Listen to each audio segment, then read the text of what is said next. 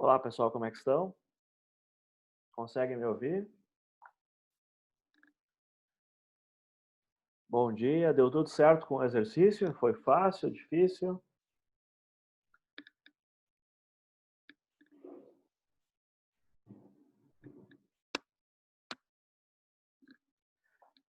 Conseguiram fazer o 12,51? Era isso, né?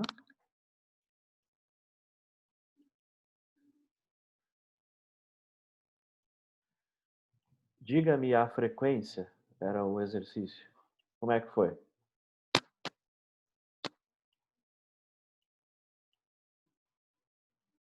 Não deu tempo de olhar.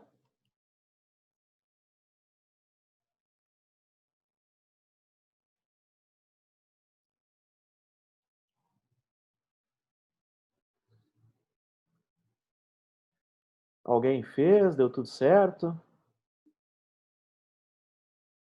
Alguém começou a fazer e trancou? Ou foi pouco tempo, de segunda para hoje?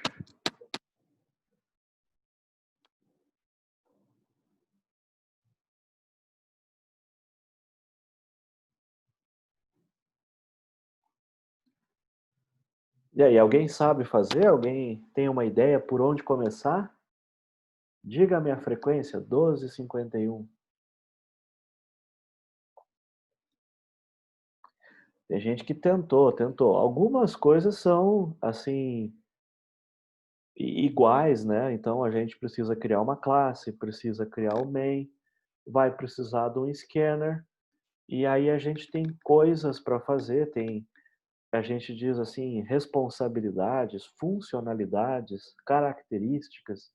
Então a gente vai construindo aos poucos, né. Mas a gente tem um exemplo de entrada, a gente vai ter uma linha para processar, e a partir dessa linha vai aparecer uma saída, depois tem outra linha para processar. Então eu tenho que ler várias linhas, cada linha vai ser processada de forma independente. Então talvez desse para enxergar assim uma rotina auxiliar que recebe uma string como entrada. E aí imprime a saída certa para aquela string. Então, mais ou menos o que aparece ali na tela. Ele diz que ele tem uma linha em branco, né? Entre uma entrada e outra. Então, tem aí alguma coisa para processar. Né? Então, a gente consegue chegar rápido até esse ponto onde a gente começa a ter dúvidas. Porque o início, né, como a gente está falando do URI Online, ele te dá uma classe aqui, que é a classe inicial. Então, nosso primeiro trabalho é copiar essa classe aqui e colocar no BlueJ. Não vai nos dar a resposta certa, né? Mas vai permitir que a gente comece. Então, a gente consegue ver assim, eu preciso ler, e esse eu acho que é o primeiro problema que aparece assim, até o final do arquivo, end of file, final do arquivo, EOF. Aqui aparece também a tabela ASCII, que a gente conversou. Tem sempre uma brincadeira, né, que não é ASCII 2, não é isso, porque o II não são números, o II é intercâmbio de informação. Então, ASCII e o EOF, aparecem essas novidades, a gente não tinha isso nos exercícios até agora. O exercício era assim, você vai ler N entradas, e esse aqui não tem N entradas, ó. Eu tenho, cada linha é um teste, eu não sei quantas linhas vão me mandar, se vão mandar uma, se vão mandar 10. Não existe uma marca de final de linha e não existe um contador de quantas linhas eu recebo. E aí ele dá a dica aqui, ó, você vai ter que usar o EOF. O que que é o EOF? O EOF é um caractere da tabela ASCII que indica que a transmissão acabou, que a informação de entrada acabou. Então isso é um resquício do telégrafo. Na comunicação, então, por fio, vai um caractere para dizer acabou. Seria como o câmbio final da comunicação em rádio. Então, eu tenho que resolver isso. Eu tenho que conseguir ler várias linhas e uma hora não vai ter mais linha para ler. E eu preciso entender que isso aconteceu. Mas se eu tenho uma linha, eu tenho que processar essa linha de maneira que eu mostre uma tabela aonde eu tenho o número do caractere, onde a gente tem aquela dica, né, 65 é o decimal para a letra A maiúscula, e a gente tinha visto que 49 é o decimal para o número, o dígito 1. Então, essa tabela vai ser um vetor. Então, o centro desse exercício é um vetor. E só que o exercício tem uma complicação, que aí a gente vai parar de fazer um vetor de inteiros e vai fazer um vetor de objetos para resolver. Não sei se a gente consegue fazer tudo isso agora, tá? Mas vamos começar a fazer. E o nosso assunto, então, que a gente começa agora é vetor de referência. É ainda o mesmo capítulo do livro, só que o que vai acontecer é que, no lugar de um elemento do vetor ser um número, ele passa a ser um objeto que a gente mesmo vai criar. E esse objeto que a gente vai criar, ele vai ter que guardar dois campos, duas informações. Qual é a letra e qual é a frequência.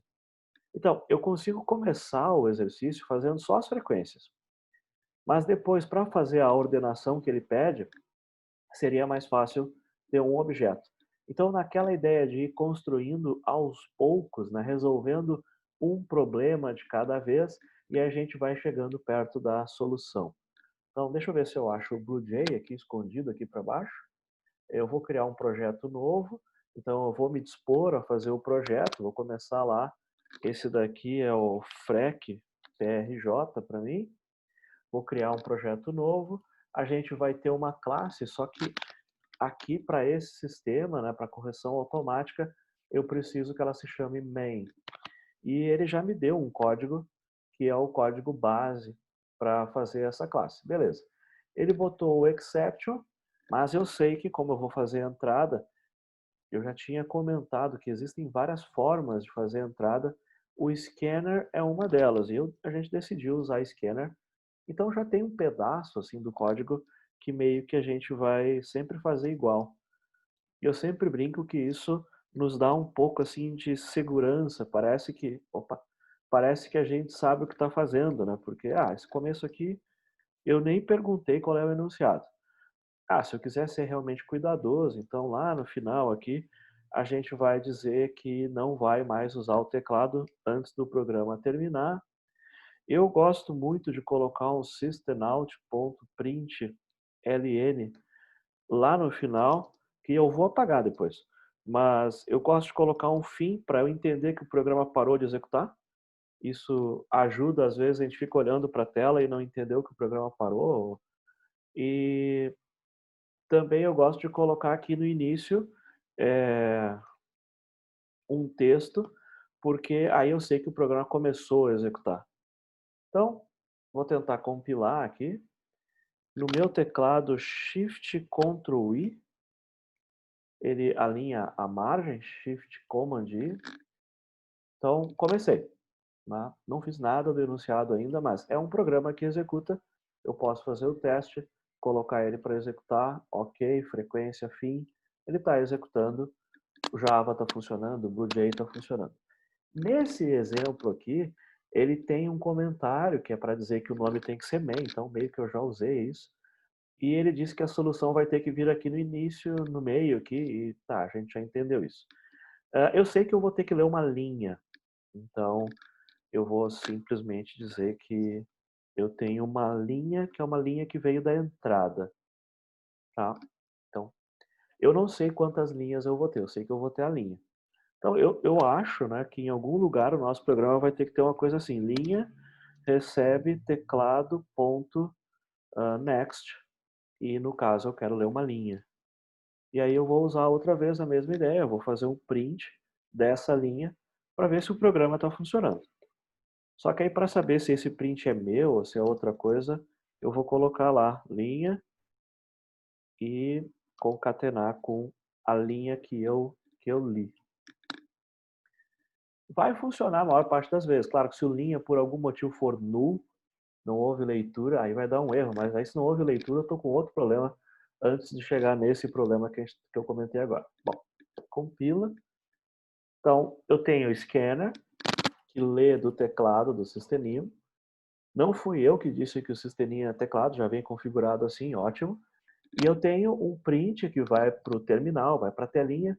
Não fui eu que disse isso, o systemout já veio configurado, então in e out, geralmente teclado e terminal a gente está usando isso. Só que eu tenho várias linhas, a entrada tem várias linhas.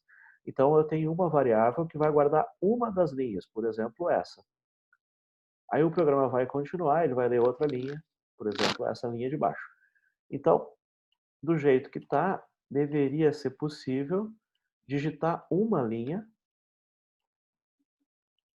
Então, vou pegar essa linha aqui, vou digitar essa linha, só que ele pede para digitar aqui embaixo, e apertar Enter.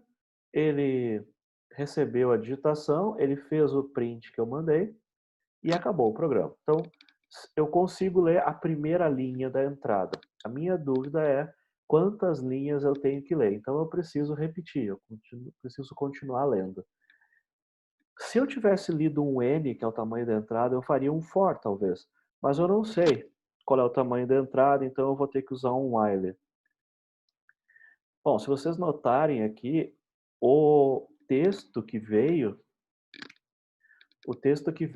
lá do URI, ele fecha a chave aqui no final da linha. Então eu botei o while aqui também, tá? Mas é uma questão de gosto, só a gente diz assim, se vocês começarem na linha de baixo, coloquem todo na linha de baixo. Então, é muito comum o programador colocar no final da linha, mas eu estou tentando fazer um par, assim, para ficar mais fácil. No meu, no meu teclado Shift Command I, ele vai fazer a indentação, que é essa margem aqui, primeira coluna, segunda coluna, terceira coluna. Bom, eu estou lendo do teclado e eu quero saber enquanto não chegou o final de arquivo. Então a gente tem assim, teclado. E aí a gente tem um comando ali que é o hasNext. O hasNext, ele pergunta se no teclado ainda tem alguma coisa que a gente não leu, o hasNext. E ele tem o hasNextLine. Como eu vou ler uma linha, eu pergunto, tem uma linha? Enquanto tem uma linha, vai lá e lê a linha que está faltando.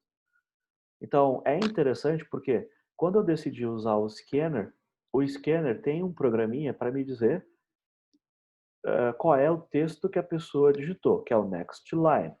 Só que ele tem um segundo programinha que para me dizer se eu ainda tenho alguma coisa para ler da entrada, ou seja, a pessoa ainda digitou alguma coisa. O has next line ele funciona de duas formas. Se eu escrever, digamos assim, um arquivo e colocar nele duas linhas, quando o scanner estiver processando, ele processa a primeira linha e aí ele me diz que tem coisa para ler. Aí ele me dá essa linha, quando ele volta, ele vê que ainda no buffer de teclado ainda existe uma segunda linha. Ele já me diz, ok. E existe outra forma de parar ele. A outra forma de parar ele é, eu digo EOF, eu vou dizer end of file, final de arquivo. Então, no meu computador, eu preciso saber como é que eu aviso que a digitação acabou. Vamos tentar. Compilamos. Então, essa linha aqui a gente já conhecia. A novidade hoje é esse has next line. Tá? O que é o has next line? É um programinha, é um método da classe scanner e ele vai dizer se o scanner acha que ainda tem coisa para ser lida. Só que no nosso caso eu estou digitando, então fica estranho assim, porque eu não digitei. Como é que o scanner vai saber se eu vou continuar digitando ou não? Eu não digitei nada ainda. E aí ele pergunta, tem coisa para ler? E o scanner diz, tem coisa para ler. Como é que o scanner sabe que eu tenho coisa para ler, né? Então, por quê? Porque na convenção aqui, eu vou apertar uma tecla no teclado para dizer que eu não quero mais digitar. E é isso que vai fazer com que o next line diga que não tem mais nada para ler, porque o usuário mandou um código, apertou uma tecla dizendo não tem mais nada que eu queira digitar. Antigamente, no teclado haveria uma tecla escrito EOF, End of File, e uma tecla End of Line, fim da linha. Então, eu troco de linha, fim de linha, e eu posso também encerrar as entradas, end of file. Então, essa tecla não existe mais, o end of file. O end of line aparece ali, que é o nosso return, o return que tem no teclado. Vocês estão ainda aí, pessoal? Até aqui vocês tinham chegado aí. A dificuldade mesmo é essa, né? Como fazer a leitura. E aí, como a gente está trabalhando com classes, se o next line fica na variável teclado, que é um objeto criado na classe scanner, e agora eu quero saber se continua tendo valores para ler, possivelmente o programa que eu quero está na mesma variável. Isso que é legal. Existe essa proximidade. Então, se eu uso o teclado e eu quero ler uma linha, next line. Eu quero ler o inteiro, é teclado next int. E se eu quiser saber se tem uma nova linha para ler, has next line, no mesmo teclado. Então, isso faz com que a gente possa usar esse teclado quase como se fosse um objeto físico. Então, tudo que eu quiser fazer, aquela caixa ali, aquele objeto, né, ele vai me oferecer a solução. Só que aí eu vou ter que descobrir que existe. E uma forma rápida de fazer isso no BlueJ é Ctrl / espaço, e ele vai listar tudo que ele é capaz de mostrar. A dica para nós era a seguinte, eu vou ter, tem entrada, é sim ou não. Tá? E aí, se é sim ou não, o retorno do método é booleano. Então, de todos os métodos possíveis, aqueles que me chamam a atenção inicialmente são os que retornam sim ou não, booleano. Porque ele vai dizer tem ou não tem coisa para ler. Mas esse programa é difícil, porque ele obriga que o usuário saiba o que fazer. E para funcionar, eu vou ter que no teclado dizer acabou a entrada. Tranquilo aí, pessoal? Perguntas?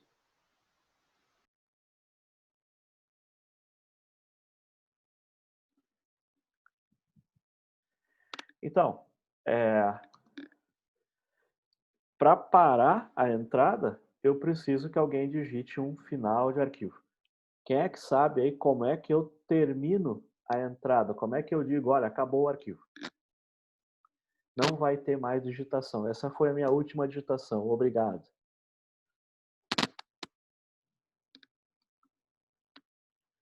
Então, se eu executar o programa,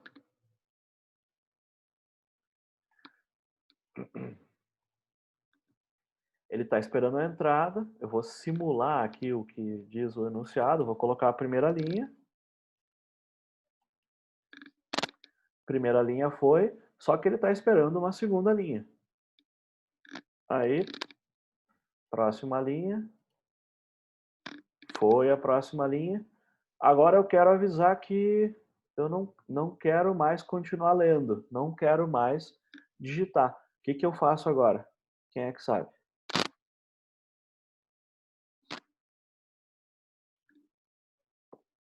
Ó, acabei de fazer.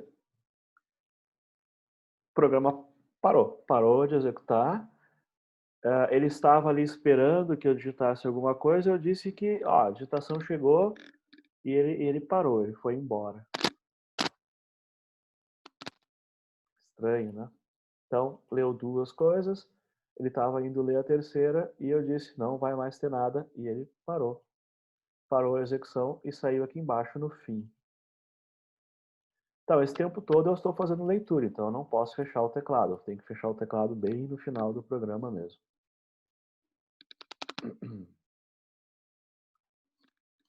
Vocês estão quietos hoje, pessoal?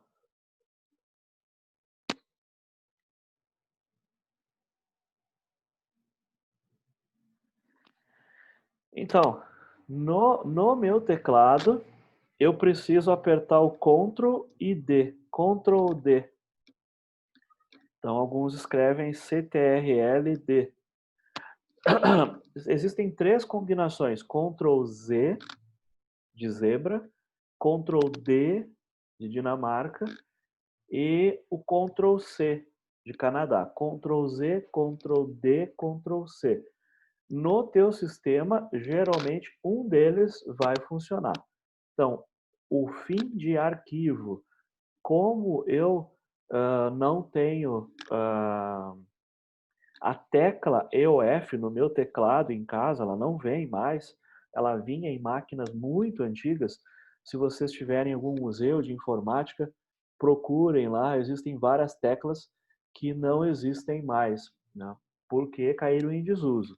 Lembra que a gente está usando aqui um terminal como se fosse um terminal de um antigo computador. Então, Ctrl D significa isso. Eu vou digitar e quando eu não quiser mais digitar, eu vou apertar Ctrl D e isso vai resolver aí a nossa lógica do has next line. Bom, isso aqui seria, eu preciso ler diversos valores de entrada. Tá? Então, se eu consigo que isso funcione com o Ctrl D, em teoria, se eu tivesse lendo não do systemd, mas de um arquivo, deveria dar tudo certo. Bom, então, essa é uma forma de fazer com o has next line. O has next line fica esperando para saber o que a pessoa vai digitar. Se a pessoa digita Ctrl D, o has next line retorna falso e o while para.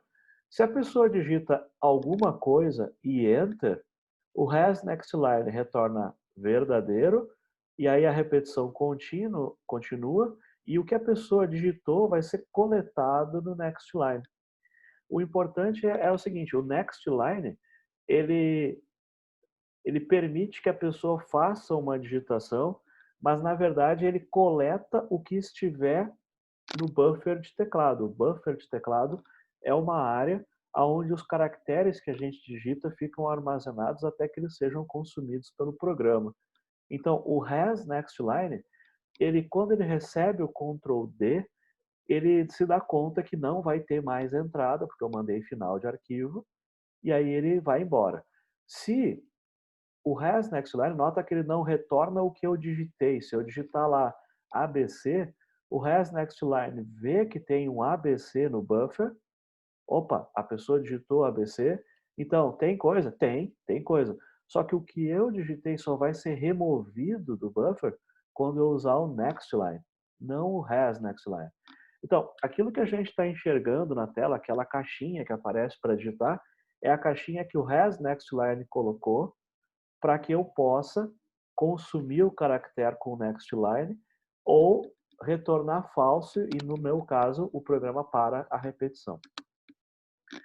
Então, isso seria a primeira dificuldade. Essa é uma solução. Temos que ver se a maneira como o URI Online manda dados se vai coincidir com essa lógica aqui.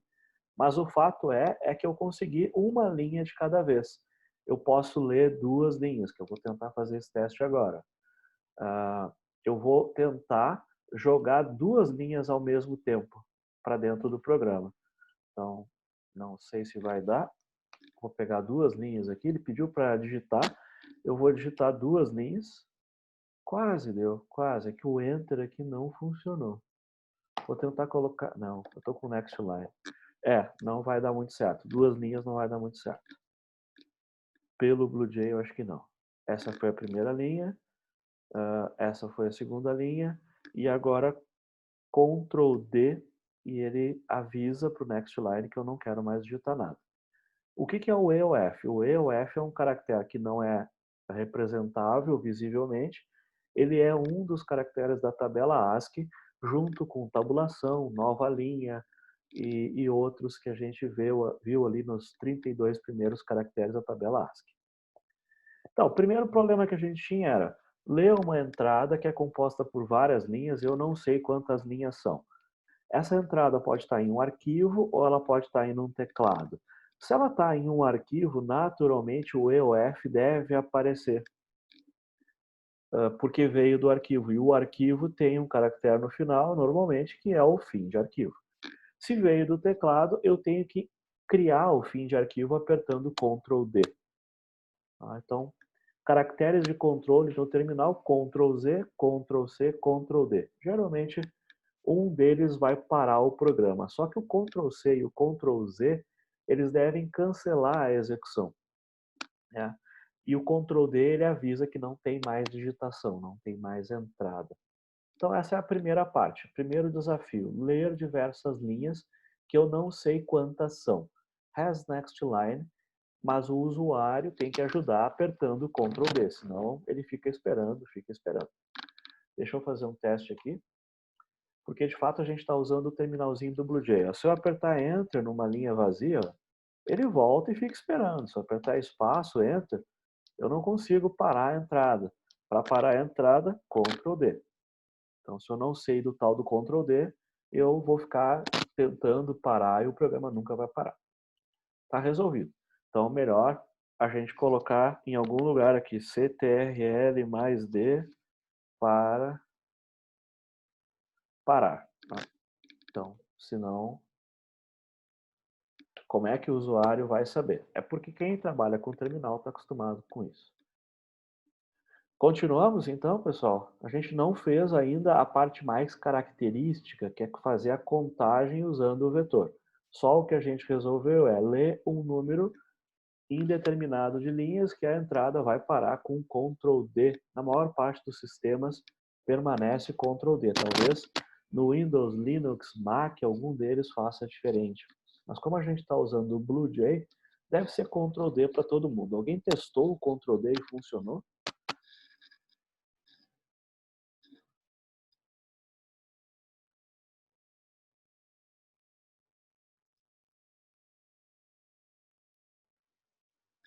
Beleza, para alguém funcionou. Tá ótimo. Mas essa é uma novidade, né? Para alguns de vocês. Eu acho que vocês não tinham interagido com um terminal que obriga o Ctrl D. Certo. Assim eu consigo ler cada linha separadamente. Agora, eu não quero processar a linha aqui, ó, porque aí esse programa vai começar a ficar muito extenso. O que esse programa faz é separar as linhas da entrada e aguardar o final da entrada, o final do arquivo. Essa é a responsabilidade que a gente deixou no main. O que eu vou fazer agora? Na nossa tradição, a gente vai criar um processar, ou qualquer outro nome que vocês acham significativo, e eu vou passar uma entrada, processar, eu vou passar uma entrada, vou passar uma linha, e aí ele vai processar a primeira linha, vai fazer o que tem que fazer, depois processa a segunda linha, mas esse processar, ele é um auxiliar, e sendo um auxiliar, ele vai então decompor o problema em partes menores. Nesse caso, eu posso, por exemplo, usar public, não preciso, mas eu posso usar public. Eu acho que o processar não vai retornar nada, eu não vou fazer ele uma função. Como eu tenho que mostrar uma tabela, eu estou com preguiça, eu vou fazer o próprio processar fazer o print. Vou tentar começar assim, ver se vai. E aí o processar é um bloquinho de código, que é aqui, então não tem return, porque ele é void, só que eu estou combinando que ele recebe uma string. E essa string é uma linha que eu tenho que processar. Tá? Então, basicamente, a gente tem o processar aqui, e o processar ele está num método que é estático. E aí, esse processar que eu coloquei, ele não tem o static. Aí a gente, pá, ele não deixou. E a mensagem é, método processar não é estático. É verdade, não é estático. Não pode ser indicado, referenciado, não pode ser usado a partir de um contexto estático. Então, o que ele está dizendo aqui é, olha, o main é static, o processar não é. Para poder usar o processar, eu vou ter que criar um objeto da classe main. Não. É mais fácil dizer que ele é estático. Agora, os dois são estáticos e eles conversam entre si usando o contexto da classe. Beleza. Agora, o que a gente precisa fazer? Agora a gente vai ter que ler melhor o enunciado. Mas, basicamente, a gente vai usar um truque onde eu vou guardar um vetor de inteiros e esse vetor ele tem a frequência de cada caractere da tabela ASCII. Então, por exemplo, eu vou ter lá um inteiro e esse inteiro vai ser as frequências. Então, eu tenho a frequência da letra A, a frequência da letra B, a frequência da letra C. Para não criar essas variáveis separadamente, que seria bem trabalhoso, eu vou criar um vetor. Então, um vetor de inteiros. Agora, o tamanho do vetor é que é o nosso problema, porque eu preciso guardar os caracteres da tabela ASCII. Então, o tamanho do vetor é A tabela ASCII, ela tem 256 possibilidades. Então, a letra A maiúscula 65. A tabela inteira ASCII, ela tem 256 possibilidades. Só que ele diz aqui, por que é 256, né? Porque é 8 bits. 8 bits, 256 combinações. Só que ele nos diz o seguinte, ó, os 32 primeiros caracteres, ele não vai mandar para nós. Esses são os caracteres que eu não consigo enxergar. O próprio fim de arquivo, o enter, nova linha, esses eu não vou enxergar. Ele diz que ele não vai mandar para mim. Ótimo, então não precisa me preocupar. Agora, os outros últimos 128 também ele não vai mandar. Então, ele vai mandar só os primeiros. Então, essas posições aqui, elas vão de 0 a 256. Desculpa, 255. Aí ele está dizendo o seguinte, ó, na verdade, o primeiro caractere que eu vou te mandar, o número dele é 33. E ele vai até 255. Só que ele me disse, os últimos 128, então divide isso pela metade. Ó, os caracteres que ele vai me mandar, na verdade, são de 33 a 127, o número deles. E aí, para saber que caracteres são esses, a gente tem que olhar na tabela ASCII. Tranquilo? Então, como é que eu estou lendo esse vetor? Frequência na posição 0 é a quantidade de vezes que o caractere com código ASCII 0 foi colocado na entrada. E por aí vai. Só que eu não vou receber todos os caracteres de 8 bits que eu poderia receber. Eu vou receber só alguns que correspondem àquela tabela da Wikipédia que a gente olhou na última vez. Então, Wikipédia, ASCII, e aí vai aparecer os caracteres. Na primeira parte aparece, então, alfabeto maiúsculo, alfabeto minúsculo, dígitos, sinais de pontuação, caracteres de controle. Desse jeito aqui eu processo qualquer coisa que tenha vindo dentro do ASCII. Mas ele diz para mim, não, fica tranquilo, a gente não vai trabalhar com os 256 caracteres, porque os primeiros 32 eu nunca vou mandar para ti, nem os últimos 128. Os últimos 128 são a tal da tabela ASCII ampliada, estendida, que foi uma segunda tabela. A tabela de 67, de 1967, a gente viu na Wikipédia que ela só vai até 127, de qualquer jeito. Essa é a primeira tabela. Depois ela foi ampliada. Então, caracteres com acentuação não aparecem nessa tabela. Só que ele disse assim, os primeiros 32 eu não vou te mandar. Então, ele vai mandar um caractere que começa em 33 até um caractere que tenha como código ASCII 127. Isso engloba os dois alfabetos, os dígitos e os sinais de pontuação. Então, se a gente quiser muito, a gente vai lá na Wikipédia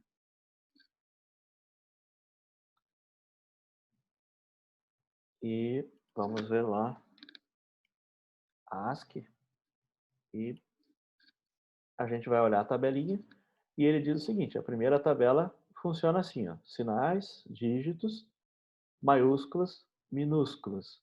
Essa é a tabela ASCII de 67 que a gente estava conversando na última vez. Então, a maneira como a máquina funciona, final de arquivo, de arquivo, final de linhas. Tem a explicação do que a gente estava usando hoje também. E aí ele diz assim, os 32 primeiros caracteres, ó, são caracteres que têm o seu significado. Então, antigamente, numa transmissão, ó, o texto começa, o texto termina. Imagina telégrafo, né? Comunicação por fio. Não existe mais. Tem o sinal, né? Campainha, que é um sinalzinho chato. Às vezes ele funciona, então se eu mandar imprimir um barra A, deve dar um pi, deve dar um barulhinho. Tem o backspace, a gente usa o barra T, usa o barra R, o barra N, a gente já usou o barra F. Existem outros caracteres e, finalmente, caractere do teclado del e por aí. Agora sim, ó, 32. 32 é o espaço em branco. Então ele está me dizendo, olha, o espaço em branco, deixa eu ver aqui, ele disse os primeiros, né? Então eu estou na dúvida se ele vai mandar o espaço em branco ou não. Pelo exemplo, ele não manda. Então ele vai começar mandando assim, espaço em branco talvez, mas ele pode mandar uma exclamação. Então a entrada pode ter qualquer um desses caracteres aqui. E aí o último caractere, ele diz aqui nessa tabela, é o 126. Eu não estou bem certo como é que ele vai fazer a divisão, né? Mas para simplificar a coisa, eu vou fazer o seguinte, ó. Eu vou mandar criar um vetor com 128, que vai dar de 0 a 127. E isso vai cobrir mais do que os caracteres que ele pediu.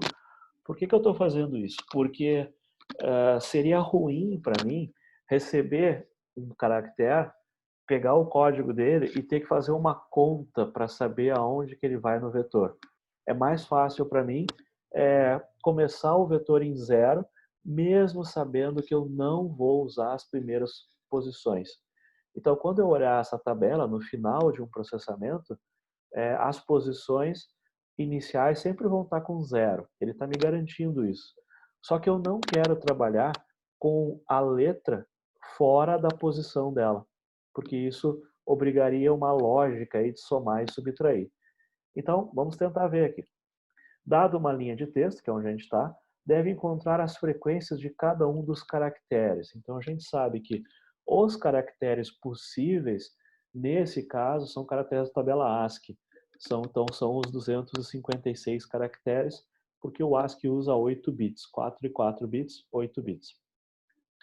Aí, a primeira versão do ASCII usa 7 bits, que é o que aparece ali na Wikipédia que a gente estava usando, 3 bits e mais 4. 7 bits. E nesse caso ele está me dizendo, em outras palavras, que ele vai usar o ASCII de 7 bits, por isso que ele fala que ele não vai mandar os últimos 128 caracteres, porque para conseguir passar de 128 combinações eu tenho que botar mais um bit. Então, em resumo, ele diz assim, eu estou usando uma tabela ASCII da década de 60, uma tabela de 7 bits. Só que eu não vou te mandar os caracteres de controle, os caracteres invisíveis. Todos os caracteres que eu vou te mandar, eles são visíveis. Por isso, ele diz que ele não vai usar os primeiros 32. Tá bom. Eu poderia começar a primeira posição do vetor, um vetor menor, porque eu preciso só de 96 posições. Mas eu não quero fazer isso, porque se eu começar com um vetor menor, eu vou ter um deslocamento. Aí o primeiro caractere, que é o 32, vai passar a ser o 0. E aí vai ficar tudo deslocado. Eu estou com preguiça. Eu vou criar um vetor maior do que eu preciso, porque aí o caractere 32 fica na posição 32 sem precisar fazer deslocamentos.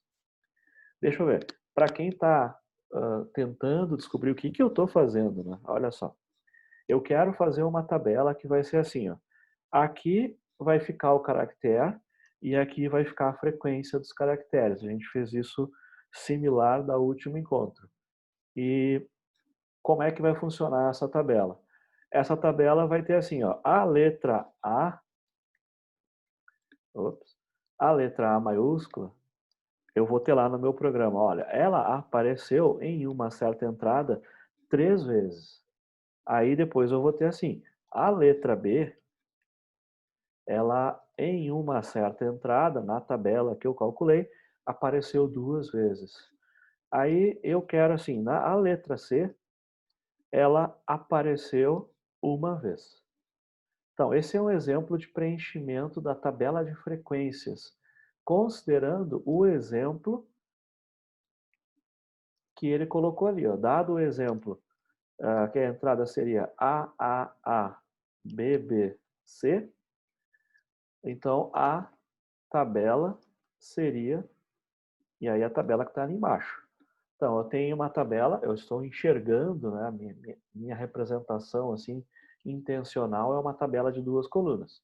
Só que tá, eu posso criar um vetor e no vetor vai ter 3, 2, 1. Se eu criar um vetor assim, a posição 0 vai ter o número 3, a posição 1 vai ter o número 2 e a posição 2 vai ter o número 1. Ah, então eu poderia criar esse vetor assim, ó. 3, 2, 1. Pronto. Eu criei um vetor com 3 posições e os valores são posição 0, frequência 3, posição 1, frequência 2, posição 3, desculpa, 2, frequência 1. Beleza.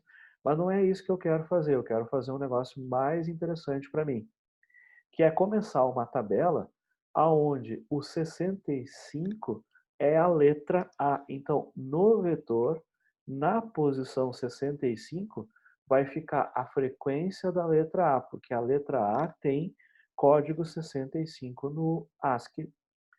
A 66 vai ter a frequência do B. E a 67 vai ter a frequência do C. Como é que eu vou associar a letra com a posição no vetor? Pela tabela ASCII. Então, é uma coisa que a gente fez da última vez. Só que quando eu uso a letra, eu quero o valor dela na ASCII. Por isso que aparece aqui 65, 66, 67. Então, o vetor vai ser bem maior, só que se eu conseguir uma entrada com letras A, B e C, todo o vetor vai estar zerado, só que tem 3 posições, a posição 65, a 66 e a 67, elas vão ter a frequência da letra no código correspondente à letra. Essa é a ideia toda dessa tabela aqui. Só que, por que é uma tabela? Porque o conteúdo do vetor é a frequência. A posição do vetor é a primeira coluna. É mais ou menos o que a gente faz no Excel. Só que como eu pedi com 128, eu vou ter um vetor bem grande e lá no meio eu tenho 3 posições que para essa entrada elas devem ser alteradas. Então, se eu perguntar para o resto, como é que vai estar a letra D, que seria a sequência? A letra D seria o número 68 no ASCII. Não teve D na entrada. Se não teve D na entrada, vai estar em 0. Então, toda a tabela vai estar em 0, exceto essas 3 quando eu executar. Só que, qual é a dificuldade do enunciado? É que além de conseguir fazer a tabela, depois tem que colocar ela em ordem, mas vamos tentar fazer uma coisa de cada vez. Como é que tá, pessoal? Não, esse problema não é trivial, mas a gente aprende bastante sobre vetor, ASCII, representação de caracteres como números inteiros, inteiros como caractere, coisas que a gente começou a explorar da última vez. Para ordenar, se eu quiser ordenar esse vetorzão aqui de 128 posições, eu consigo colocar o 3, o 2 e o 1 no início. Só que eu estou codificando assim, ó. Se o 3 está na posição 65, é porque ele é a letra A. Se eu ordenar, o 3 vai passar para a posição 0 do vetor, o 2 para a posição 1 e o 1 para a posição 2. E aí eu vou achar que o caractere 0 tem frequência 3, mas não é isso. Eu preciso lembrar que o 3 é a frequência do A. E eu lembro isso porque no vetor ele está na posição 65. E o resto todo é 0. Se eu ordenar o vetor, eu vou acabar com o 3 na posição 0. Eu não sei. Ou na última posição. E aí eu não sei que letra que era, porque eu tirei o número do lugar. Essa que é a maldade do enunciado. Quando eu tentar ordenar um vetor de inteiros, eu vou perder a correspondência da posição no vetor e o número de frequência. Esse que é o estresse, por isso que está sendo malvado no enunciado. Nota que ele pede depois, mas tem que ordenar. Então ele sabe que aqui vai criar problema. Para resolver isso, eu vou precisar, na verdade, evoluir para criar uma classe par, criar um vetor de frequências, e nesse vetor de pares, aí sim, aí eu vou ter, cada par tem a letra e a frequência. Aí eu consigo resolver. Mas vamos tentar resolver só como inteiro primeiro. O que eu tenho que fazer? Eu tenho que processar cada caractere dentro da linha. A gente já tinha feito isso no outro programa. Eu vou precisar de um for, e esse for vai precisar de um contador. O contador começa em 0. O i vai até o linha.length. E cada vez que a gente passa aqui, a gente aumenta o i. Então, o que que eu quero fazer aqui? Eu quero fazer um programa intermediário. Opa, aqui o linha não é mais um vetor de caracteres, o linha é uma string. Então aqui o length deixa de ser uma variável. Isso é um probleminha do Java, mas vamos lá. System out. Então, aqui a gente está em vetores também, porque eu estou usando o string como se fosse um vetor, né? Eu quero pegar cada caractere dentro do string. E aí eu vou fazer isso com linha.char. Eu quero pegar um caractere em, at, uma posição, e essa posição é a posição i. Isso vai fazer com que, dado uma palavra, eu consiga processar cada caractere individualmente. Então, essa é a primeira coisa que eu consigo fazer aqui. Vamos lá. Ele está esperando alguma coisa e eu vou digitar o enunciado ali. A, B, B, C. E aí o que meu programa faz? Ele pega um caractere de cada vez, mostra na tela, e aí a próxima entrada seria 1, 2, 2, 3, 3, 3. E aí ele pega cada caractere, mostra separadamente, e agora eu quero parar a execução Ctrl D. Tá, então, eu leio a linha, mostro a linha, aí chamo uma rotina, a rotina vai lá e pega cada linha, cada caractere separadamente dos dados que estão naquela linha. Então, eu já consegui separar cada letra. Aqui eu tenho cada letra individualmente. Agora, eu tenho que fazer uma mágica.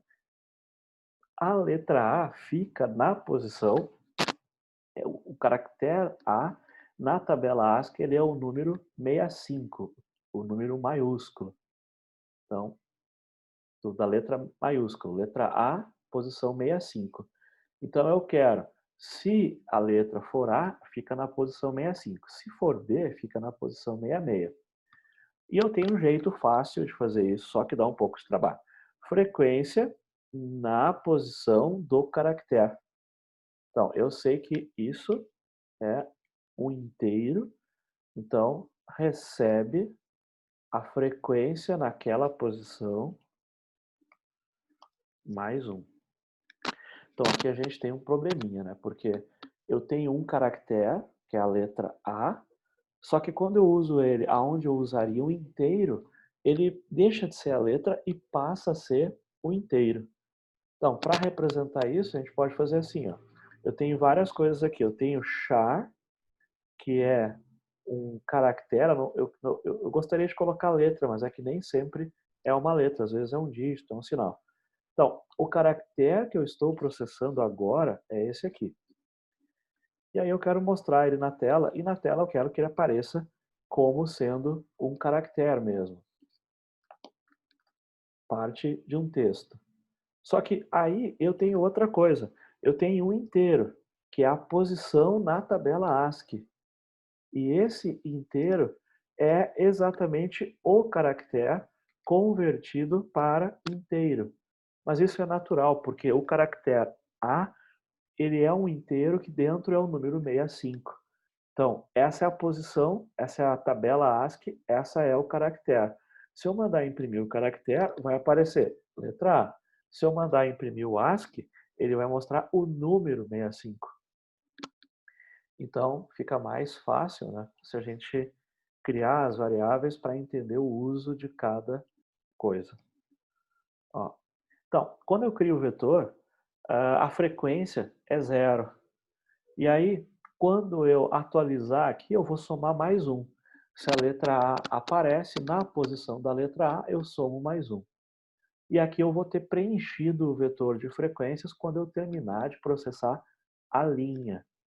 Agora eu quero mostrar o vetor. No final, eu quero mostrar o caractere e quero mostrar a frequência. Então, eu vou usar um outro for. Um for, que vai ser lá, um int j recebe 0. Eu troquei de variável só para ficar mais fácil de acompanhar. Ele disse que vai até 100, eu disse que vai até 128, né? Então o limite aqui é 127, menor que 128, 127. vai gerar de 0 a 127, e a cada vez eu vou para o próximo caractere. O que eu estou fazendo aqui? Aqui a minha intenção é mostrar o caractere e a frequência. Então vai ficar assim, o system out.print, ln, e agora eu tenho duas coisas para mostrar. Eu tenho que mostrar o ASCII, e o ASCII é o J, e eu quero mostrar também a frequência do ASCII, que é frequência na posição correspondente ao J. Então vai aparecer o 0 e a frequência do 0, o 1, a frequência do 1, só que ele disse que ele vai começar lá no 32. Então esse texto vai ser um texto bem longo e a maior parte dos dados vão estar igual a 0. Então, se a gente quiser organizar aqui, tabela de frequências com valores em 0. Ela começa em 0, porque eu não disse o conteúdo de cada inteiro. Aqui ele contabiliza cada ocorrência de caractere em sua posição ASCII. E aqui o que ele vai fazer é apresenta as frequências.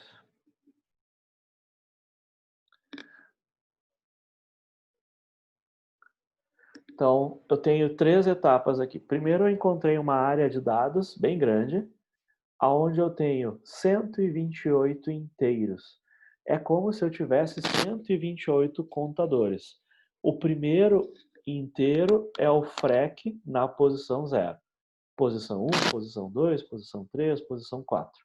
Agora, eu quero fazer o seguinte, ó. Quando eu leio um caractere, esse caractere, ele vai ser um valor que vai estar entre 32 e 126, segundo esse exemplo aqui. Tá. Nesse caso, o que vai acontecer? Eu vou alterar, eu vou contar mais um na posição FREC, que corresponde ao valor ASCII do caractere que eu acabei de tirar da linha. Então, como é que isso funciona? Eu tenho um tabelão, todo ele zerado, mais ou menos como aparece aqui, e ele tem 128 possibilidades. Quando eu encontrar a letra A, eu converto ela para o ASCII, 65. E lá na tabela, na posição 65, eu acrescento mais um. Eu contei que eu encontrei um A. Quando eu leio o A de novo, eu vou colocar mais um, mais um. Quando eu leio B, quando eu leio C, eu sempre converto para a posição na tabela ASCII e guardo a contagem lá na posição. Depois eu mostro as frequências. Eu vou fazer uma coisa aqui para não ficar uma tabela gigantesca, que é o seguinte, ó. Se a frequência na posição J, se ela for maior que 0. Então ele não vai mostrar toda a tabela, ele só vai mostrar as linhas da tabela que não são igual a 0, para eu não precisar ver as 128 linhas. Se tirar esse controle, ele mostra toda a tabela. Deixa eu tentar executar uma vez e ver se ele funciona como eu espero. Então, eu vou chamar o processar direto e eu vou passar um caractere, que é o caractere A maiúsculo. Então, eu vou testar só esse pedacinho. Ok. E ele disse assim, ó, eu li um A, o A é 65, e a tabela de frequência diz assim, 65 a frequência foi 1. Tá? Vou chamar o processar de novo, agora com mais coisas. Eu vou ler o A, B, o C, o E, o F e o G. Então ele vai me dizer, olha, o A deu 65, o B é 66, o C é 67, o E é 69, eu pulei o D, o F 70, o G 71. Então ficou assim, o 65, que é o A, apareceu uma vez, o 66, que é o B, apareceu uma vez. Essa é a contagem na tabela de frequências que não é igual a 0. Para todo o resto ficou 0. Deixa eu fazer mais um. Vou chamar o processar e agora eu vou tentar fazer igual o exemplo ali. 3 A's, 2 B's, 1 C. Ok. Então ele diz assim, ó, li o A é 65, li o outro A, 65, li o outro A é 65, porque o código ASCII do A é 65. O B, 66 duas vezes e o C, 67. Então, lá na frequência, na posição 65, 3 vezes. Na posição 66, duas vezes. Na posição 67, uma vez. Então, esse é o exemplo que está aqui embaixo. Ó. Só que aqui no exemplo, ele fez o seguinte, ó, é 67, 66, 65. Ele mostra ao contrário. Por quê? Essa é a outra dificuldade que a gente vai precisar resolver. Porque eu preciso colocar em ordem. Isso vai ser uma complicação, mas tem solução, tem solução. O que importa é que agora a gente está mais perto da solução do que a gente estava há um tempo atrás. Bom, então, vamos esquecer o resto e pensar assim, ó, eu recebo uma linha e essa linha é formada por caracteres. Então, o exemplo que ele dá é assim, A, B, B, C. A gente viu que as posições são, então, para esse caso, as posições são 65, 65, 65, 66, 66, 67. Essas são as posições de cada caractere. Então, a letra A, 65, a letra B, 66 e a letra C, 67. Por isso, ele vai lá na posição 65, encontra um zero, soma 1 e fica com 1 armazenado. Depois ele encontra outro A, vai na 65, encontra 1, soma mais 1, fica com 2 armazenado. Aí ele encontra o terceiro A, que também é código 65, vai na posição 65, encontra o 2, soma mais 1, retorna 3. E aí ele processou o A. Eu posso fazer em qualquer ordem, não precisa ser junto como está aqui. Mas pega a letra, converte para o código ASCII, usa o código ASCII para acessar um dos contadores da tabela e incrementa o contador em uma unidade. E ele faz isso para cada letra. Então, nessa primeira entrada tem só letras, na outra tem só dígitos. Mas ele não disse que tem que ficar assim em ordem, não é isso que acontece. Eu posso passar uma outra palavra. Por exemplo, ali eu tenho a palavra linha. A palavra linha não tem repetições. Ó. Então, quando eu executar a tabela, ele pega lá o L minúsculo é 108, o I minúsculo é 105. A tabela no final vai ficar assim. 97 tem uma ocorrência, 104 tem uma, 105 tem uma, 108 tem uma, 110 tem uma, que corresponde a cada letra que apareceu. Agora, se eu tentar uma palavra que tem repetições, do tipo banana, aí eu vou ter frequências, né? Diferentes de 1. A letra B minúscula é 98, a 97, N é a 110, aí repete o A, repete o N, repete o A, e aí a frequência ficou assim, ficou 3 vezes a letra A, 97, uma vez a letra B, 98, e 2 vezes a letra N, que é o código 110. Então, essa é a primeira parte, que é determinar a frequência de cada caractere. Qual foi a estratégia? Eu tenho que ter um caractere para cada letra maiúscula, para cada letra minúscula, para cada sinal de pontuação. E o que eu fiz foi, ao invés de criar cada contador separadamente, eu criei um vetor. Agora, o truque que facilita as coisas é que a letra, naturalmente no computador, cada letra ela é associada com um número inteiro, usando a tabela ASCII.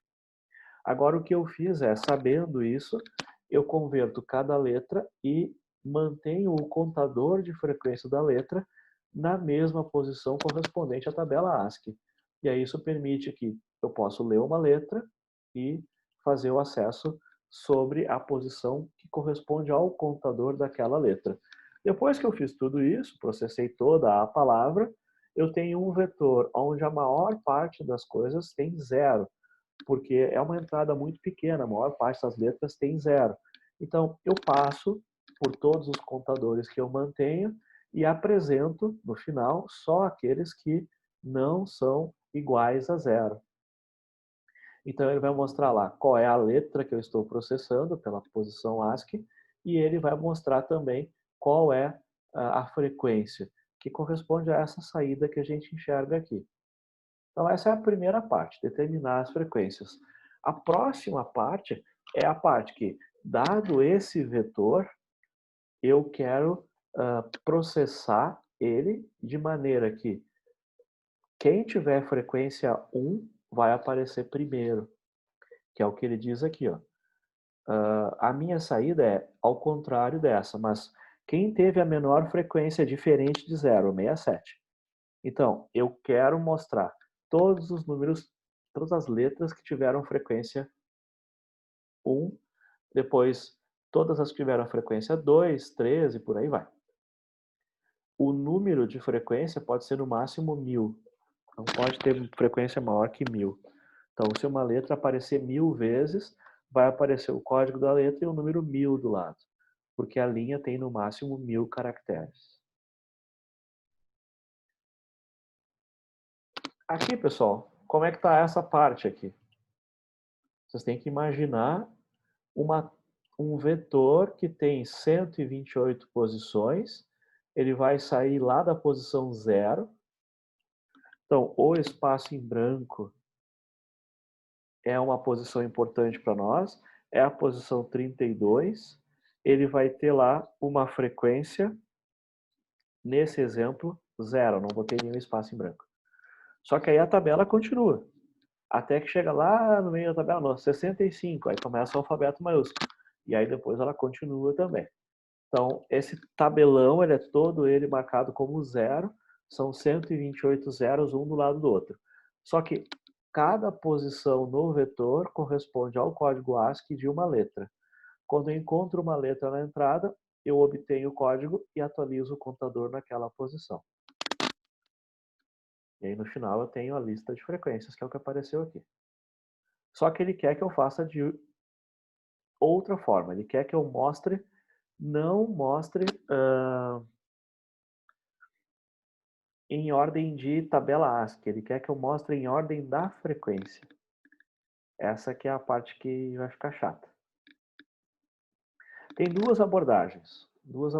Uma é ordenar sem perder a relação do contador com a letra, que essa é a dificuldade que a gente tem agora. Eu não posso ordenar o vetor, porque os contadores vão trocar de lugar.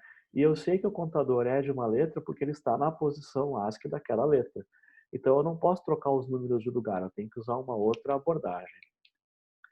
Eu sei que as frequências vão de 1 até 1000. Só que ele é muito malvado, porque ele quer o seguinte, ó. Ele quer imprima o valor ASCII de todos os caracteres presentes e sua frequência de acordo com o formato abaixo, que é esse aqui, está quase lá. Uma linha em branco deve separar dois conjuntos de saída. Então, se eu leio uma linha, processo, aí eu tenho que deixar uma linha em branco. Isso eu ainda não estou fazendo, mas tenho que deixar uma linha em branco. Agora, imprima os caracteres ASCII em ordem ascendente de frequência, ou seja, do menor para o maior. Se dois caracteres estiverem presentes com a mesma quantidade, imprima primeiro o caractere que tem valor ASCII maior. Isso é uma maldade, porque eu estou processando geralmente do menor ASCII para o de cima. Então, se eu tiver A, B, C todos com uma frequência, ele está dizendo que eu tinha que mostrar CBA. Eu tinha que mostrar na ordem o caractere ASCII maior primeiro. Isso é muita crueldade.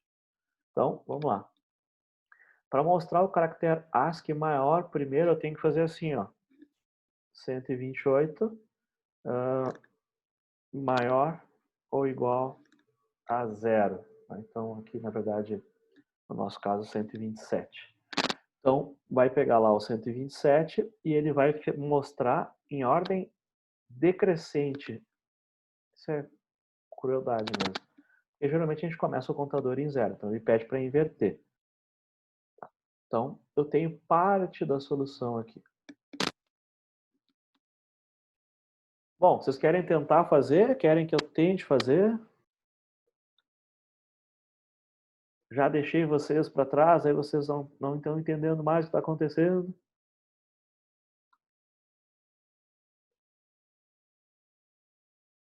Como é que tá, pessoal? Então, basicamente, eu tenho uma sequência de caracteres, eu vou ter que processar cada caractere individualmente e pegar o ASCII do caractere e atualizar o contador na posição correspondente da tabela de frequências. Depois eu vou mostrar as frequências. Então, vou tentar uma solução aqui antes de ir embora, que é assim, ó. Ele quer, ele quer então que eu mostre todos que têm frequência 1, frequência 2, frequência 3, frequência 4. E aí uma solução que eu estou bolando é assim, ó. Eu não posso trocar as coisas de lugar no vetor. Não posso. Do jeito que eu programei, não posso. Mas eu tenho uma solução que seria assim, ó, que vai ser muito cara, vai custar muito, que é o seguinte, ó. Eu vou fazer um contador de 1 a 1000. Qual é a ideia? Quando o K for 1, eu só vou mostrar a frequência se a frequência for a frequência K. Ou seja, ele mostra todos os caracteres com frequência 1, aí volta. Mostra todos os caracteres com frequência 2, todos os caracteres com frequência 3, ele vai tentando mostrar todos os caracteres, de cima a baixo. Isso vai fazer com que eu não troco as coisas de lugar, a tabela fica parada, fica onde ela está, só que eu passo uma vez de ponta a ponta na tabela de baixo para cima, ao contrário, né? De baixo para cima foi o que ele pediu, de baixo para cima, e aí eu vejo assim, se a frequência aqui é 1, mostra. Se a frequência é 1, mostra. Aí tá, passei toda a tabela. Agora eu volto de baixo para cima outra vez. Frequência 2, mostra tudo que tem frequência 2. Aí passa toda a tabela. Então, eu vou passar 1000 vezes sobre a tabela, por quê? Porque o exercício diz que a maior frequência que eu posso encontrar é a frequência 1000. É um exagero, eu não vou ter frequência 1000, porque se eu tiver frequência 1000, eu tenho só um lugar da tabela que tem frequência 1000 e eu não preciso mais procurar as outras. Mas eu estou tentando fazer assim o pior caso, cobre tudo. Eu vou tentar executar e ver o que vai acontecer. Então, eu não quis ordenar a tabela, o que eu quis fazer foi outra coisa. Eu quis fazer assim, eu vou colocar AA, BB, C. Opa, C maiúsculo. Vamos ver o que vai acontecer. Ó, tomei um aviso de Array Index Out of Bounds Exception. Esse J aqui não era exatamente o que eu esperava, porque eu tenho que fazer de forma decrescente. Isso aí foi um erro na hora de fazer a atualização. Né? Acontece. Vamos lá. Então, A, B, B, C. Vejamos, a saída que eu estou enxergando é 671, 662, 653, que é o que ele pediu aqui. Ah, comemoramos. Agora vamos ver lá. 1, 2, 2, 2. Opa, 2, 2, 3, 3, 3. Como é que fica? Ah, a saída ficou. Ah, tá. Agora ficou 49, 50, 51. Nota que essa aqui está decrescente e essa daqui está crescente. Porque o que tem que ficar crescente é esse número aqui do lado. Ele está ordenando por frequência. Mas a gente conversou que eu não posso ordenar o vetor do jeito que eu programei. Então vai ser difícil. Eu tenho uma tabela que tem diversos números de frequência. O que que eu fiz? Eu pego e vou de baixo para cima. Todos os números têm frequência 1. E aí mostro eles. Depois eu volto, todos os números com frequência 2. Mostro eles. Todos os números com frequência 3. Aí eu terminei meu trabalho, porque só tinha 3 linhas diferentes. Só que para garantir, eu vou até a última frequência possível. Ou seja, eu passo 1000 vezes sobre a tabela. Só com o computador é que a gente faz isso, né? Tá? Fazer isso à mão, não dá, não dá. Tranquilo, pessoal? Eu não ordenei, eu evitei de ordenar, eu tentei seguir o que ele me disse. Mostre as frequências da menor para maior. Então eu passo toda a tabela, frequência 1, toda a tabela, frequência 2. Eu tenho um jeito de tornar isso mais eficiente, que seria esse caso aqui, ó. Quando eu atualizo o contador, eu tenho que saber qual foi o maior contador que eu mantive. Porque se eu souber qual é o maior contador, eu não preciso ir até 1000. Eu posso ir só até o maior contador que eu tive. Então eu conseguiria tornar esse programa mais eficiente. Mas a ideia dele é uma ideia de gastar processamento. Ele faz 1000 vezes o passeio na tabela. Isso possivelmente para os juízes lá estoura o limite de tempo. Mas é uma solução que a resposta está correta, mas talvez eu estoure o limite de tempo. Vetores, pessoal. Vetor é interessante porque a gente cai em problemas interessantes. A gente tem coisas diferentes do que a gente costuma ter. E aqui a gente está falando da tabela ASCII, a gente está falando da conversão de caractere para inteiro, inteiro para caractere, a gente está falando sobre solução de problemas gastando processador, que é o que eu estou fazendo aqui. Eu estou fazendo um processo bastante ineficiente, porém, né, esse processo dá a resposta certa. Então, se eu fizer o envio desse programa e não for aceito, eu tenho uma solução. Eu só preciso tornar ela mais eficiente para o tempo, para o limite de tempo. Então, eu mostrei que é possível. Eu só não sei se é aceitável o custo, né? Então, tem uma solução, mas ela poderia se tornar bem mais eficiente com pequenas mudanças no programa. Mas a gente fez assim uma abordagem que, pô, funciona. Já estou mais contente. O que está faltando aqui, que pelo que eu vi, é que eu preciso deixar um espaço em branco. E isso, de fato, eu não estou deixando. Ele não foi bem claro, assim, se eu posso deixar um espaço em branco a mais. Eu acho que não. Pelo exemplo, eu não posso deixar sempre um espaço em branco depois de cada processamento, porque pode ser que não tenha um próximo, né? Aqui ele tem lá, o último não tem espaço em branco. Então aí eu vou ter que encontrar uma maneira de fazer isso. Uma maneira seria ler uma linha do lado de fora,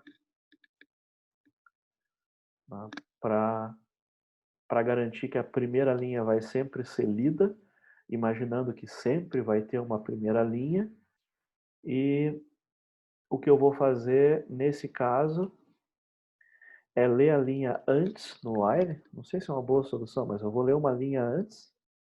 Agora que eu li essa linha, eu poderia ler a próxima e decidir se eu quero sair do while ou só quero deixar uma linha em branco. Seria uma solução. Então, teria que resolver isso antes de submeter, né? Ele pede uma linha em branco entre cada um, mas ele não diz se a gente deve, se a gente pode deixar uma linha em branco a mais. Aqui na saída dele não tem. O último, quando é o último, não tem linha em branco. Então teria que ver como resolver isso. Então, pessoal, o código para processar uma linha é esse aqui. Na verdade, os prints, eles não devem aparecer, senão não vai dar para entregar o programa.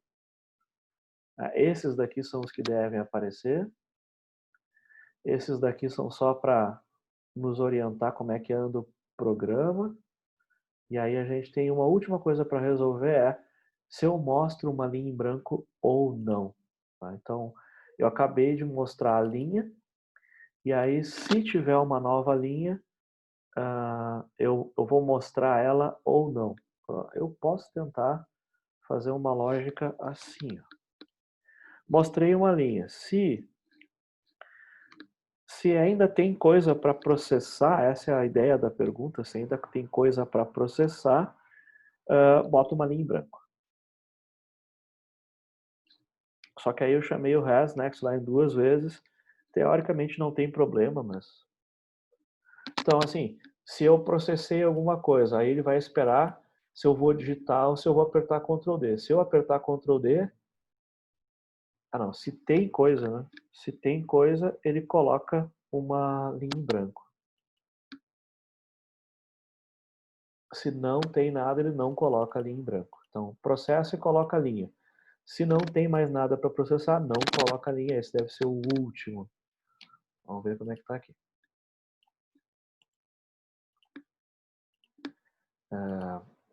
Bom, agora ele está funcionando igual ao enunciado, né? A, B, B, C.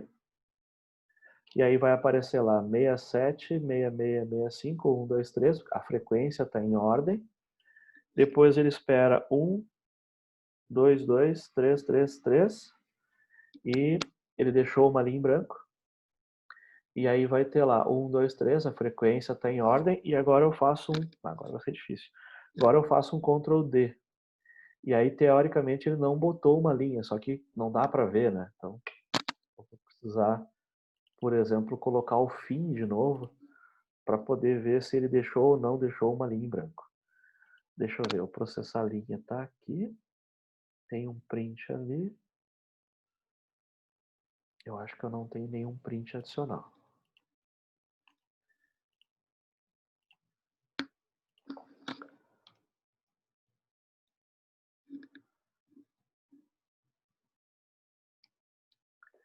Então, primeiro, aí o segundo. E aí, aqui tem claramente uma linha em branco, que é o que devia ter. Agora eu vou apertar um Ctrl D e o fim ficou grudado, sinal que o programa não tentou botar uma linha. E ele não tentou botar uma linha porque ele viu que eu apertei o Ctrl D. Mágico. Quando eu faço esse if aqui, ele espera eu digitar. E aí eu posso digitar o que eu quiser, mas se eu digitar o Ctrl D ele diz que não tem nova linha, aí não vai sair o print, ele vai aqui e vai perguntar de novo, mas tinha nova linha? Não, não tem, aí ele para o while. Mas ele não coloca nenhum texto a mais, que é uma parte do enunciado não colocar o texto a mais. Então, como o limite de execução é 1, para uma entrada muito grande, essa abordagem que a gente fez aqui, ela é uma abordagem que pode estourar o limite de tempo. Então, o programa pode estar errado ou pode estourar o limite de tempo. Para o exemplo, ele funciona. Então, vamos tentar ver o que vai acontecer. Chegando no nosso horário já.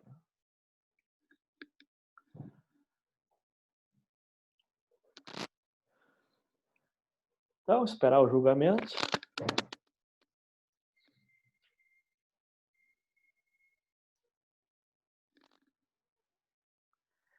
Então, se vocês lembram, esse é um programa do nível 6. A gente começou lendo programas do nível 1, né? Então, esse aqui é um salto grande. Ele disse que concordou. O programa foi aceito. Foi aceito. Tá? Então, a solução foi aceita, mas não é bem isso que eu estou almejando. Eu estou almejando que vocês entendam a solução. Essa é a parte complicada. Tá, o código aceito. Tá, mas por quê? Como é que ele funciona? Então, essa é a parte que a gente vai ter que explorar um pouquinho mais. Ele usa uma ideia que a gente fala de ondas.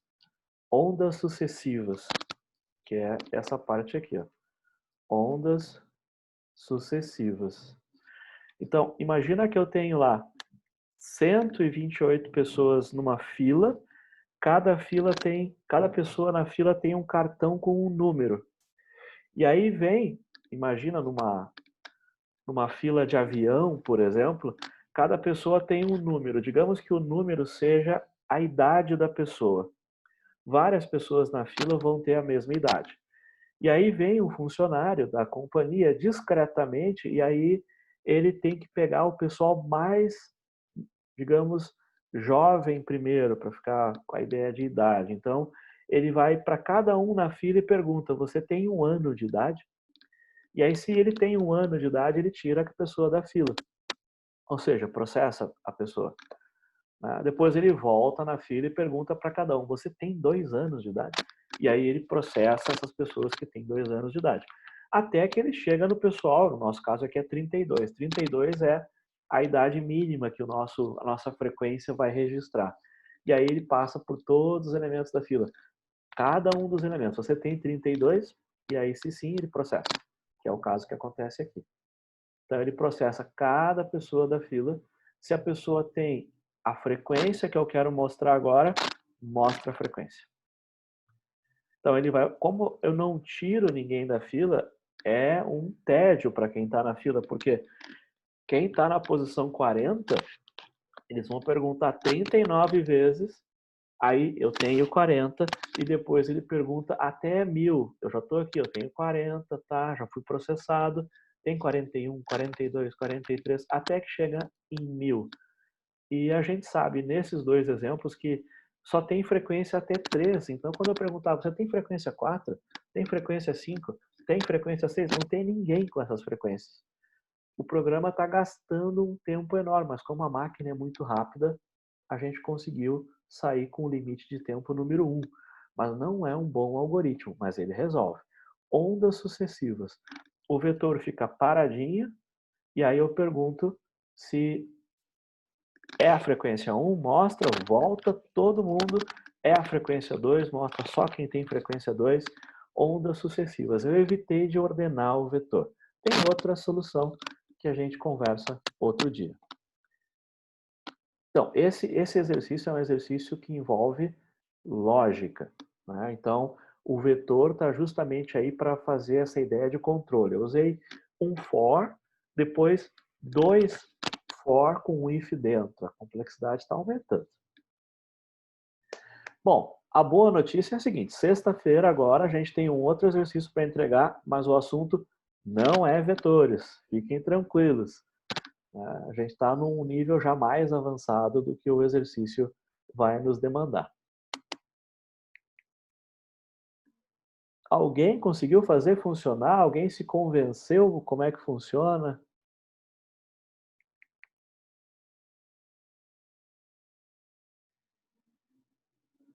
Deve ter sido o programa mais assim exigente que a gente fez até agora, né? Mais difícil de resolver, porque os outros, digamos assim, o enunciado meio que te dava um processo. Agora eu tive que inventar um processo aqui.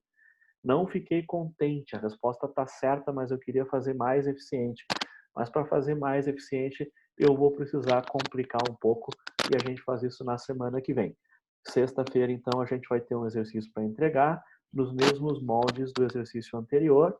Eu acho que ficou bom para vocês, né? A gente deixa o prazo até sábado, que aí o pessoal tem 24 horas, um pouquinho mais, para poder resolver. Perguntas, pessoal?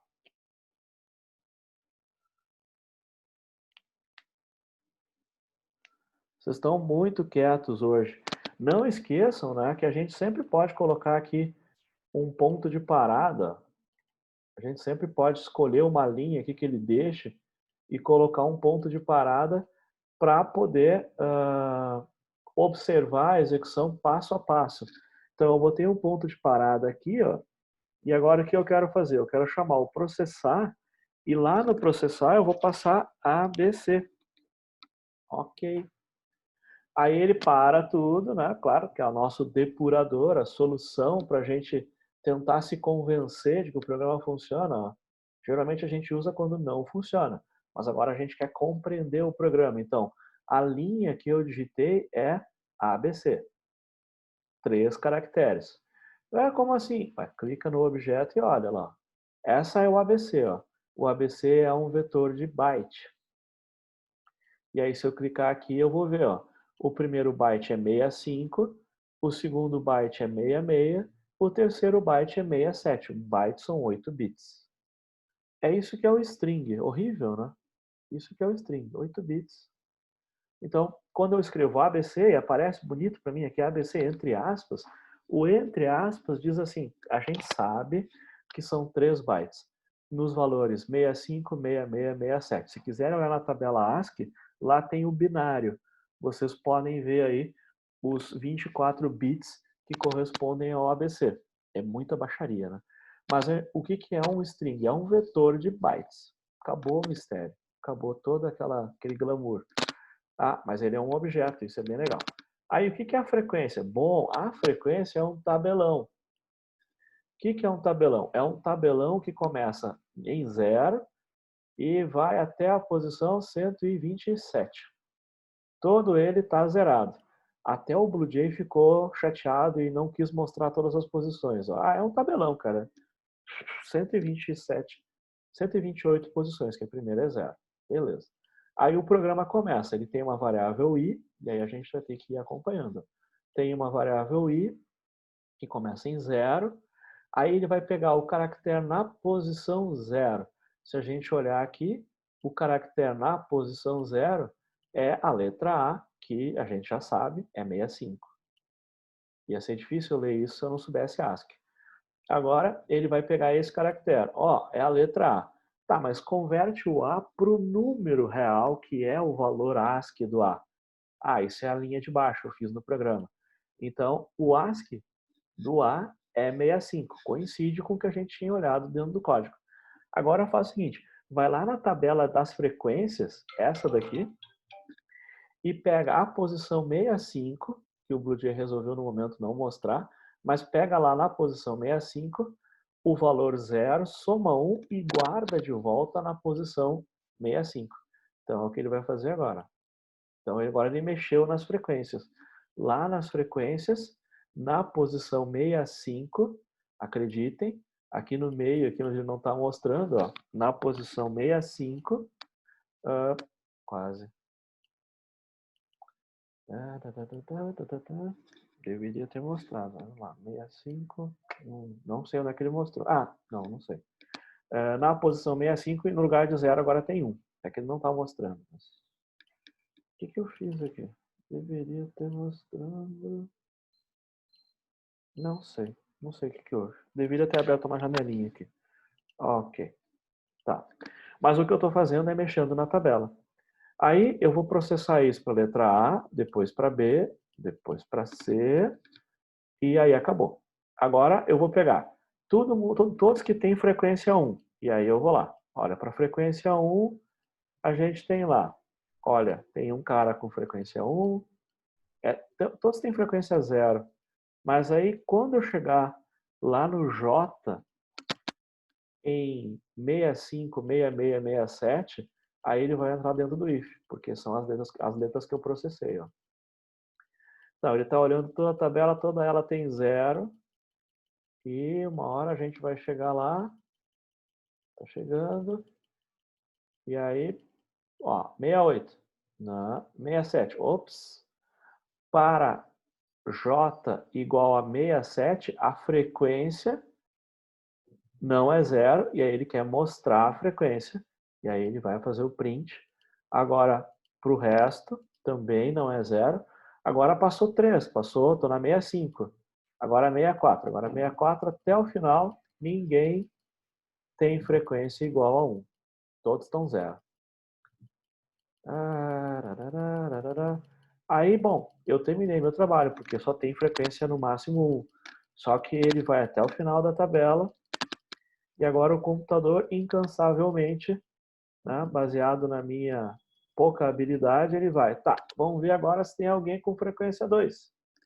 E aí ele vai passar toda a tabela procurando se alguém tem frequência 2.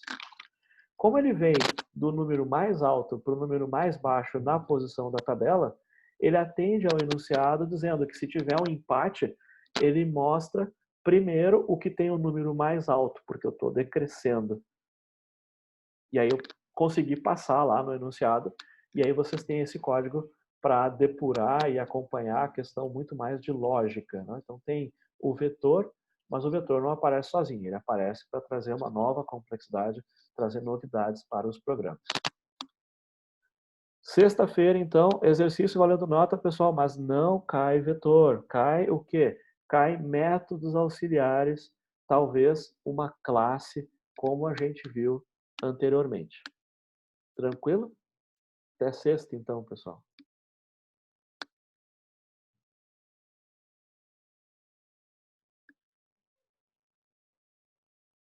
Até mais.